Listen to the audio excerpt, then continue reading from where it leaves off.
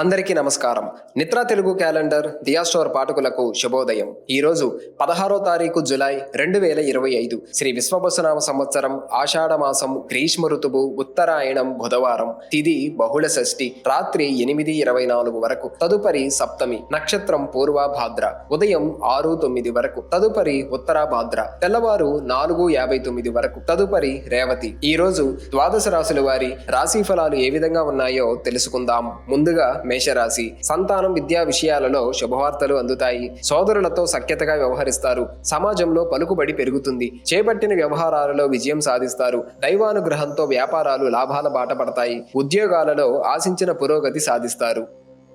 తదుపరి వృషభ రాశి.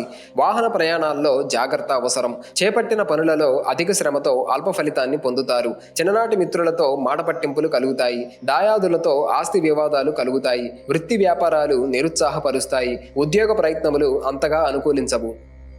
తదుపరి మిథున రాశి. ముఖ్యమైన వ్యవహారాలలో తొందరపాటి నిర్ణయాలు చేయటం మంచిది కాదు. ఇంటా బయట ఊహించని చికాకులు పెరుగుతాయి. దూర ప్రయాణ సూచనలు ఉన్నవి. జీవిత భాగస్వామి ఆరోగ్య విషయంలో శ్రద్ధ వహించాలి. వృత్తి వ్యాపారాలు మందకొడిగా సాగుతాయి. ఉద్యోగాలలో అధికారులతో సమస్యలు తప్పవు.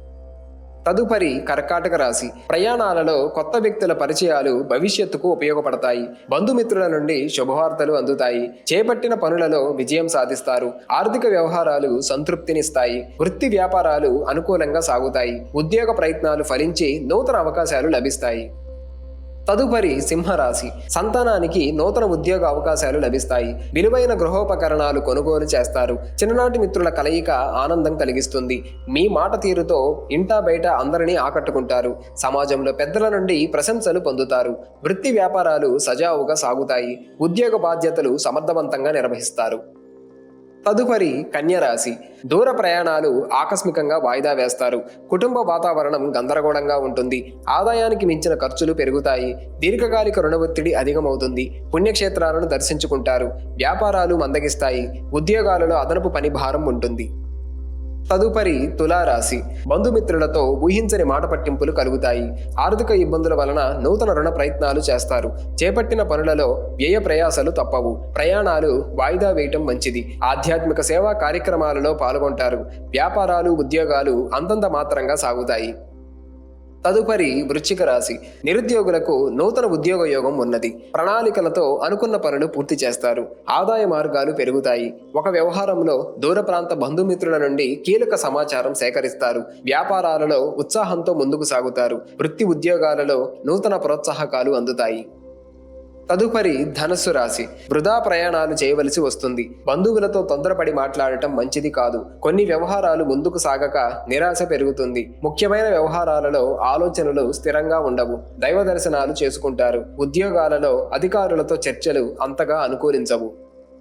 తదుపరి మకర రాశి. ఆర్థికంగా అనుకూల వాతావరణం ఉంటుంది. సంతానం పోటీ పరీక్షలలో విజయం సాధిస్తారు. కుటుంబ సభ్యుల నుండి శుభవార్తలు అందుతాయి. ముఖ్యమైన పనులు అప్రయత్నంగా పూర్తి చేస్తారు. వ్యాపారాలు అంచనాలు అందుకుంటారు. ఉద్యోగులకు అనుకూలమైన వాతావరణం ఉంటుంది. తదుపరి కుంభరాశి. ఆరోగ్య విషయంలో అశ్రద్ధ చేయటం మంచిది కాదు. ముఖ్యమైన పనులు వాయిదా వేయటం మంచిది. దూర ప్రయాణ సూచనలు ఉన్నవి. ఇంటా బయట చికాకులు పెరుగుతాయి. సోదరులతో స్థిరాస్తి వివాదాలు కలుగుతాయి. వృత్తి ఉద్యోగాలు సామాన్యంగా సాగుతాయి. వ్యాపార విస్తరణ ప్రయత్నాలు మందగిస్తాయి. తదుపరి మీనరాశి. ఆర్థిక వ్యవహారాలు గతం కంటే మెరుగ్గా ఉంటాయి. సన్నిహితుల నుండి అవసరానికి ధన సహాయం అందుతుంది. దీర్ఘకాలిక రుణాలు తీర్చగలుగుతారు. ఆప్తుల నుండి శుభకార్య ఆహ్వానాలు అందుతాయి. వ్యాపారాలకు నూతన పెట్టుబడులు అందుతాయి. ఉద్యోగమున అధికారుల అనుగ్రహంతో హోదాలు పెరుగుతాయి.